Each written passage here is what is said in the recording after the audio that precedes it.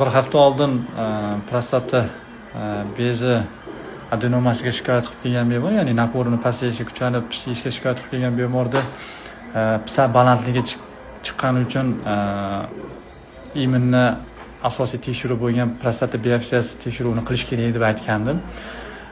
Bu mana pisa asosiy ko'rsatkich baland chiqadigan bo'lsa, unga qarab turib MRT prostatadan biopsiya olish kerak deyilgandi.